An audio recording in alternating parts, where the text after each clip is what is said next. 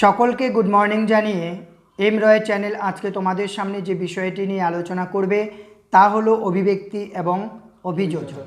ওকে, এই অভিব্যক্তি এবং অভিযোজন থেকে রাজ্য সরকার এবং কেন্দ্র সরকারের যে কোনো চাকরির পরীক্ষায় কিন্তু কোনো না কোনো কোশ্চেন করা হয়, অর্থাৎ এই চ্যাপ্টারটি যে কোনো চাকরির পরীক্ষার জন্য যে অত্যন্ত গুরুত্বপূর্ণ সেটা আমরা বুঝতে পারি। ওকে, তো আমরা এখন অভিব্যক্তি এবং অভিযোজন সম্পর্কে ডিটেলসে আলোচনা করব। অভিব্যক্তি কথার অর্থ কি? অভিব্যক্তি কথার অর্থ হচ্ছে ক্রমবিকাশ। কি?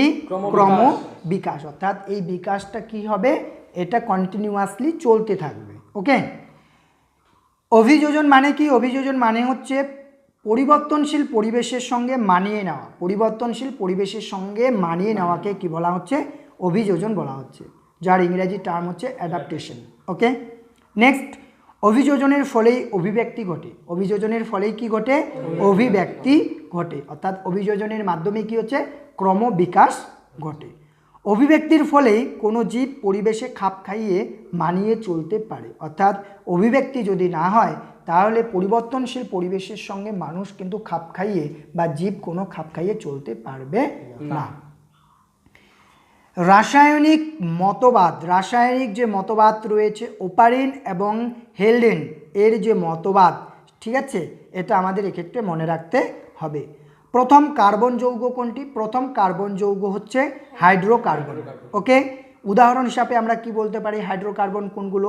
অ্যাসিটিলিন, মিথেন এবং ইথিলিন, এগুলো হচ্ছে প্রথম কার্বন যৌগ, অর্থাৎ হাইড্রোকার্বন যৌগ মৌল।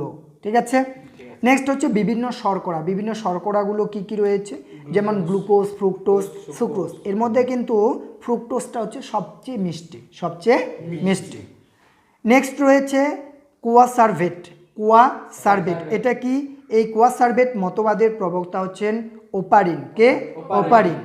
কি এই কোয়াসার্ভেটগুলো কি কি? যেমন লিপিড, প্রোটিন, কার্বোহাইড্রেট এর সমন্বয়ে কি গঠিত হয়? কোয়াসার্ভেট গঠিত হয়। তাহলে কোয়াসার্ভেটের উপাদান হিসাবে আমরা কোনগুলোকে বলতে পারি? সেটা হচ্ছে লিপিড, প্রোটিন আর কার্বোহাইড্রেট। ওকে, নেক্সট কি বলা হয়েছে দেখো, প্রথম কোষ সৃষ্টি হয়েছিল সমুদ্রের জলে। যে প্রথম তাহলে কোষ সৃষ্টি হয়েছিল কোথায়? সেটা হচ্ছে সমুদ্রের জলে। পৃথিবী যখন সৃষ্টি হয়েছিল সেই সময় মুক্ত অক্সিজেন কিন্তু পরিবেশে ছিল না। আজকে আমরা কি হচ্ছে, যেখানেই পৃথিবীর যেখানেই যাই না কেন আমরা কিন্তু মুক্তভাবে অক্সিজেনটাকে নিতে পারি, কিন্তু পৃথিবী যখন সৃষ্টি হয়েছিল তখন মুক্তভাবে কিন্তু অক্সিজেনটা পাওয়া যেত না। পৃথিবীতে প্রথম এককোষী জীবের উৎপত্তি ঘটেছিল। তাহলে প্রথম পৃথিবীতে যে জীবের উৎপত্তি ঘটেছিল সেটা হচ্ছে এককোষী। ঠিক আছে, আচ্ছা, ব্যাকটেরিয়া ক্লোরোফিল যুক্ত। ব্যাকটেরিয়া কিন্তু ক্লোরোফিল যুক্ত, এছাড়া নীলাভ সবুজ শৈবাল সৃষ্টি হয়। ঠিক আছে, ব্যাকটেরিয়াও সৃষ্টি হয়েছিল এবং শৈবালও সৃষ্টি হয়েছিল। ঠিক আছে, নীলাভ সবুজ শৈবাল। বহুকোষী জীবের উৎপত্তি ঘটেছিল ভলভক্স নামক শৈবাল থেকে। বহুকোষী, প্রথমে এককোষী সৃষ্টি হলো, তারপর যে বহুকোষী জীবের সৃষ্টি হলো সেটা কোথার থেকে? সেটা হচ্ছে ভলভক্স থেকে। মনে থাকবে, ভলভক্স থেকে। মেরুদণ্ডী জীব হিসাবে সবার প্রথমে মাছের আবির্ভাব ঘটেছিল। মেরুদণ্ডী, আমরাও তো মেরুদণ্ডী, তাহলে পৃথিবীতে কিন্তু আমরা প্রথমে আবির্ভাব হইনি। সবার প্রথমে মেরুদণ্ডী প্রাণী হিসাবে যার আবির্ভাব ঘটেছিল সেটা হচ্ছে মাছ। ঠিক আছে, বহুকোষী অমেরুদণ্ডী প্রাণী থেকে কি সৃষ্টি হচ্ছে? সৃষ্টি হচ্ছে নোটোকর্ড জাতীয় প্রাণীর উদ্ভব ঘটেছিল। শৈবাল জাতীয় উদ্ভিদ থেকে, শৈবাল জাতীয় উদ্ভিদ থেকে কাদের সৃষ্টি হয়েছিল? যেমন মস, ফান, ব্যক্তজীবী, গুপ্তবীজী উদ্ভিদের সৃষ্টি হয়েছিল। মাছ থেকে উভচর প্রাণী ব্যাঙ উদ্ভব ঘটে। তাহলে মাছ থেকে কিন্তু ব্যাঙের উদ্ভব ঘটেছিল। ঠিক আছে, উভচর প্রাণী থেকে সৃষ্টি হয় সরীসৃপ প্রাণী গিরগিটি, কুমির। উভচর প্রাণী থেকে কি হচ্ছে? সরীসৃপ সৃষ্টি হচ্ছে, মনে থাকবে। নেক্সট, সরীসৃপ প্রাণী থেকে কি সৃষ্টি হয়েছিল? সরীসৃপ থেকে সৃষ্টি হয়েছিল পক্ষী। এই যে টার্মগুলো পড়ছি, যে কোথার থেকে মানে কোন জীব থেকে কোন জীবের সৃষ্টি হলো, এটাকেই বলা হচ্ছে ক্রমবিকাশ। কি বলা হচ্ছে? ক্রমবিকাশ, মানে একটার পর একটা বিকাশ হচ্ছে। স্তন্যপায়ী প্রাণী গরিলা, শিম্পাঞ্জি, মনে থাকবে। তাহলে সরীসৃপ প্রাণী থেকে কাদের সৃষ্টি হলো? পক্ষী, আর স্তন্যপায়ী প্রাণী হিসাবে গরিলা এবং শিম্পাঞ্জি। অভিযোজন এবং অভিব্যক্তি সর্বশেষ মানুষের উৎপত্তি ঘটে। এই যে অভিব্যক্তি আর অভিযোজন এর সর্বশেষ যে বিকাশের যে জায়গাটাই আমরা পৌঁছেছি সেটা হচ্ছে মানুষ, অর্থাৎ এই যে মানব দেহ, এই যে হিউম্যান, ঠিক আছে, এটা সৃষ্টি হয়েছিল। ফিলোসফি ও জুওলজি গ্রন্থ, যে ফিলোসফি জুওলজি গ্রন্থ হচ্ছে ল্যামার্কের। কার? ল্যামার্কের। সর্বপ্রথম অভিব্যক্তি সম্পর্কিত মতবাদ প্রকাশ করেছিলেন কে? সর্বপ্রথম অভিব্যক্তি সম্পর্কিত মতবাদ প্রকাশ করেছিলেন কিন্তু ল্যামার্ক। ওকে, ল্যামার্কের যে বিভিন্ন মতবাদগুলো রয়েছে তার মধ্যে অন্যতম কি? তার মধ্যে অন্যতম হচ্ছে অঙ্গের ব্যবহার, অব্যবহারের সূত্র আর অর্জিত বৈশিষ্ট্যের কি? উত্তরাধিকার সূত্র। মনে থাকবে। লিপ্তপদ, লিপ্তপদ কার মধ্যে দেখা যায়? হাঁসের মধ্যে লিপ্তপদ দেখা যায়। লম্বা গলা ও পা দেখা যাচ্ছে জিরাফের মধ্যে। সাপের পূর্বপুরুষদের গিরগিটির মতো 4টি পা ছিল, ঠিক আছে, সাপেরও কিন্তু পা ছিল, কিন্তু ক্রমবিকাশের পর আস্তে আস্তে সেগুলো লুপ্ত হয়ে যায়। ওকে, উট পাখির ডানা নিষ্ক্রিয় হয়ে যাওয়া, এটা অব্যবহারের সূত্র। কি? কিসের সূত্র? অব্যবহারের সূত্র। ল্যামার্কের মতবাদের বিপক্ষে যুক্তি দিয়েছিলেন বিজ্ঞানী ভাইসম্যান। ভাইসম্যান যার উপরে পরীক্ষা করেছিলেন তা হচ্ছে ইঁদুর। অত্যন্ত গুরুত্বপূর্ণ পয়েন্টস, যে ভাইসম্যান কার উপরে পরীক্ষা করেছিলেন। তোমাদের এরকম করে পরীক্ষায় দিয়ে দিবে কুকুর, বিড়াল, ইঁদুর, মানুষ, ঠিক আছে, কিন্তু উত্তর হবে ইঁদুর। মনে থাকবে। আচ্ছা, ড্রোসোফিলা কি? ড্রোসোফিলা, ড্রোসোফিলা হচ্ছে এক ধরনের মাছি, এক ধরনের মাছি। ডারউইনের মতবাদ সম্পর্কে আমাদের জানতে হবে। একে প্রাকৃতিক নির্বাচনবাদও বলে, প্রাকৃতিক নির্বাচনবাদও বলছে, ঠিক আছে। এর মধ্যে কি বলা হয়েছে দেখ, on the origin of species by means of nature selection, এটা কিন্তু ডারউইনের মতবাদ। মনে থাকবে। এই যে ইংরাজি টার্ম যেটা বললাম সেটা কিন্তু মনে রাখতে হবে। নেক্সট, ডারউইনবাদ। ডারউইনের যে বিভিন্ন মতবাদগুলো রয়েছে সেগুলো কি কি? যেমন অস্তিত্বের জন্য জীবন সংগ্রাম। আজকে দেখো বিভিন্ন জীব তারা পৃথিবীতে বেঁচে থাকার জন্য বিভিন্ন রকম সংগ্রাম করছে, আর এই সংগ্রামটা দুটোভাবে হয়। একটা হচ্ছে অন্তঃপ্রজাতিক সংগ্রাম, অর্থাৎ নিজ প্রজাতির মধ্যে সংগ্রাম, এবং দ্বিতীয়টা হচ্ছে আন্তঃপ্রজাতিক, বিভিন্ন প্রজাতির মধ্যে সংগ্রাম। যেমন মানুষের যে জীবন, মানুষের যে জীবন রয়েছে, আমরা পরিবেশের সঙ্গে একটা কি করছি? একটা সংগ্রাম চালিয়ে যাচ্ছি, পরিবেশের সঙ্গে চালাচ্ছি না? আবার এই পরিবর্তনশীল পরিবেশের সঙ্গে যে বিভিন্ন মানুষ, আবার আমাদের বিভিন্ন মানুষের সঙ্গেই আমাদের আবার সংগ্রামটা চলে না? ঠিক আছে, তো একটা হচ্ছে অন্তঃপ্রজাতিক সংগ্রাম আর একটা হচ্ছে আন্তঃপ্রজাতিক সংগ্রাম। এছাড়া আর কি কি মতবাদ রয়েছে? ভেদ বা প্রকরণ, যোগ্যতমের উদ্বর্তন, প্রাকৃতিক নির্বাচনবাদ। পরীক্ষায় যেভাবে কোশ্চেনগুলো করা হয় এরকম তোমাদের একটা বলে দিবে প্রাকৃতিক নির্বাচনবাদ, এটি কার মতবাদ? এটা ল্যামার্কের মতবাদ নাকি ডারউইনের মতবাদ? তো এটা হবে ডারউইনের মতবাদ। অভিব্যক্তি মতবাদের সাপেক্ষে বিভিন্ন প্রমাণ সমূহগুলো যে ডারউইন দিয়েছিল সেটা কি? সেটা হচ্ছে জীবাশ্ম ঘটিত, জীবাশ্ম ঘটিত। যেমন এখানে আধুনিক ঘোড়া হচ্ছে ইকুয়াস, আধুনিক ঘোড়া হচ্ছে ইকুয়াস। প্রাচীন ঘোড়া বা আদি ঘোড়া হচ্ছে ইওসিন যুগ, ঠিক আছে, ইওহিপ্পাস ঘোড়া, এটা মনে রাখতে হবে। ফ্লিপার, ফ্লিপার দেখা যায় তিমির মধ্যে। এছাড়া বাদুড়ের ডানা, পাখির ডানা, চিতাবাঘের অগ্রপথ, মানুষের হাত, এগুলো হচ্ছে সমস্ত অঙ্গ। মনে থাকবে। নেক্সট, অভ্যন্তরীণ গঠন সাদৃশ্যযুক্ত সমরূপ অঙ্গ সৃষ্টির ঘটনাকে বলা হয় হোমোলজি বলে। কি বলছে? হোমোলজি। অপসারী অভিব্যক্তির কারণে সমসমস্ত অঙ্গ গঠিত হয়। এই যে সমসমস্ত অঙ্গ যেটা আমরা একটু আগেই পড়লাম, যে বাদুড়ের ডানা, পাখির ডানা, চিতাবাঘের অগ্রপথ, মানুষের হাত, এগুলো কিন্তু সমস্ত অঙ্গ গঠিত হয় কোন অভিব্যক্তির ফলে? অপসারী। মনে রাখবি কিন্তু, অপসারী, ঠিক আছে। শল্কপত্র, কণ্টক উভয়ে পাতার রূপান্তর, পেঁয়াজের শল্ক, এগুলো কি? ক্যাকটাসের পত্রকণ্টক, এগুলো সবই হচ্ছে সমস্ত অঙ্গের উদাহরণ। তাহলে প্রাণীদের ক্ষেত্রে পড়লাম কি কি? প্রাণীদের ক্ষেত্রে পড়লাম বাদুড়ের ডানা, পাখির ডানা, চিতাবাঘের অগ্রপথ, মানুষের হাত, এগুলো এই যে সমস্ত অঙ্গ, এগুলো হচ্ছে প্রাণীদের। তাহলে উদ্ভিদের কি কি? যেমন শল্কপত্র, কণ্টক, তারপরে পেঁয়াজের শল্কপত্র, ক্যাকটাসের পত্রকণ্টক, এগুলো সবই হচ্ছে উদ্ভিদের সমস্ত অঙ্গের উদাহরণ। অত্যন্ত গুরুত্বপূর্ণ কিন্তু পয়েন্টস, এই জায়গাগুলো তোমাদের ভালো করে ফলো করতে হবে। সমবৃত্তি অঙ্গ কাকে বলছে? যখন কি হচ্ছে, কাজ একই থাকবে কিন্তু গঠনটা আলাদা হবে। কাজ একই থাকবে কিন্তু গঠন, যে ইনফ্রাস্ট্রাকচার, সেটা আলাদা হবে।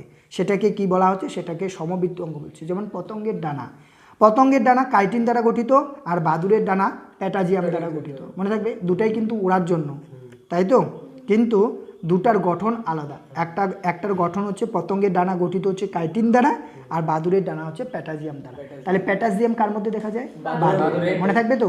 এটা কিন্তু অত্যন্ত গুরুত্বপূর্ণ একটা প্রশ্ন, তোমাদের পরীক্ষায় এমসিকিউ কোশ্চেন আসার। নেক্সট, সমবৃত্তীয় অঙ্গ সৃষ্টির যে ঘটনা সেটাকে বলা হচ্ছে অ্যানালগি। কি বলা হচ্ছে? অ্যানালগি। অভিসারী অভিব্যক্তির ফলে সমবৃত্তীয় অঙ্গ গঠিত হয়, মনে থাকবে। এবার আমরা কতগুলো গুরুত্বপূর্ণ পয়েন্টস নিয়ে আলোচনা করব, তা হলো কি বলা হয়েছে? ভেস্টিজিয়াল অঙ্গ। ভেস্টিজিয়াল অঙ্গ মানে নিষ্ক্রিয় অঙ্গ, যেগুলো কি কাজে লাগে না, ঠিক আছে। তারপরে গিনিপিগের সিকাম সক্রিয় অঙ্গ, যা মানুষের ক্ষেত্রে অ্যাপেন্ডিক্স। ওকে। বানরের সক্রিয় লেজ, মানুষের ক্ষেত্রে কক্সিস। বানরের যে সক্রিয় লেজ সেটা মানুষের ক্ষেত্রে কক্সিস। আর মাছের যে হৃৎপিণ্ড সেটা সর্বাপেক্ষা সরলতম। মাছের হৃৎপিণ্ড সর্বাপেক্ষা সরলতম। কুমির সরীসৃপ হওয়া সত্ত্বেও এদের হৃৎপিণ্ড কিন্তু 4টি প্রকোষ্ঠ। কুমিরের মধ্যেও কিন্তু 4টা প্রকোষ্ঠ বিশিষ্ট হৃৎপিণ্ড আমরা দেখতে পাই। ওকে। নেক্সট কি রয়েছে? ভেনাস হৃৎপিণ্ড। ভেনাস হৃৎপিণ্ড কাকে বলছে? যে হৃৎপিণ্ডে সর্বদা দূষিত রক্ত প্রবাহিত হয় সেটাকে বলা হচ্ছে ভেনাস হৃৎপিণ্ড। ভেনাস হৃৎপিণ্ড দেখা যায় মাছের মধ্যে। ওকে। দ্বিচক্রী হৃৎপিণ্ড। দ্বিচক্রী হৃৎপিণ্ড কাদের মধ্যে দেখা যাচ্ছে? দ্বিচক্রী হৃৎপিণ্ড পক্ষী আর স্তন্যপায়ী। পক্ষী আর স্তন্যপায়ী প্রাণীদের মধ্যে দ্বিচক্রী হৃৎপিণ্ড দেখা যায়, মনে থাকবে। এবার হচ্ছে বায়োজেনেটিক সূত্র। বায়োজেনেটিক সূত্রটা হচ্ছে হ্যাকেলের। কার? হ্যাকেলের, মনে থাকবে। জেরোফাইট। জেরোফাইট বলা হচ্ছে জাঙ্গল উদ্ভিদকে, আর এই ধরনের উদ্ভিদগুলো জন্মায় মরুভূমিতে। উদাহরণ হিসাবে আমরা বলতে পারি ক্যাকটাস এবং ফণিমনসা। ওকে। ক্যাকটাসের যে পাতা সেটা কাটায় রূপান্তরিত হয়, বলো তো কেন? কেন? সেটা হচ্ছে বাষ্পমোচন রোধ করার জন্য, একদম সঠিক উত্তর। তারপরে হচ্ছে ফাইলোক্লেট। ফাইলোক্লেট, এই ফাইলোক্লেট কোন উদ্ভিদে দেখা যায়? সেটা হচ্ছে ক্যাকটাসে, পর্ণকাণ্ড, ঠিক আছে। ফাইলোক্লেট বলা হয় পর্ণকাণ্ডকে। কাকে? পর্ণকাণ্ড। পটকা। পটকা বলো তো পটকা কত প্রকোষ্ঠ বিশিষ্ট? পটকা, মাছের মধ্যে পটকা থাকে না? পটকাটা হচ্ছে দুইটি প্রকোষ্ঠ বিশিষ্ট, ঠিক আছে। এই পটকার কাজ কি? এয়ার ব্লাডের মাছের মেরুদণ্ডের নিচে 2 প্রকোষ্ঠ বিশিষ্ট পটকা থাকে। কি থাকে? পটকা থাকে। আচ্ছা, এই পটকার যে রেটিয়া মিরাবিলিয়া রক্তজালক পশ্চাৎ ভাগে কি থাকে? একটা ভাগ, দুইটা প্রকোষ্ঠ বললাম না? একটা ভাগ হচ্ছে রিটিয়া মিরাবিলিয়া রক্তজালক, আর অগ্রভাগটা হচ্ছে রেড গ্রন্থি। কি গ্রন্থি? রেড গ্রন্থি। এবারে আমরা জানবো সেটা হচ্ছে পায়রা।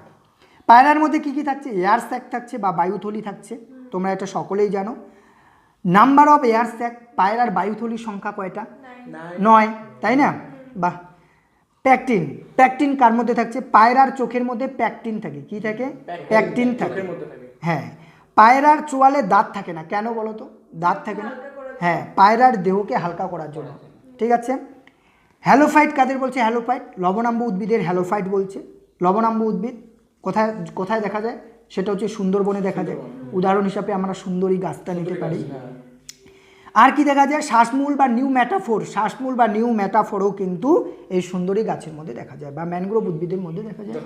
ম্যানগ্রোভ উদ্ভিদ সুন্দরবন ছাড়া আর কোথায় দেখা যায়? উড়িষ্যার ভিতরকণিকায়, তাই তো? উড়িষ্যার ভিতরকণিকায়। গুড। এবার হচ্ছে উড। উটের মধ্যে ওয়াটার স্যাক থাকে। কি থাকে?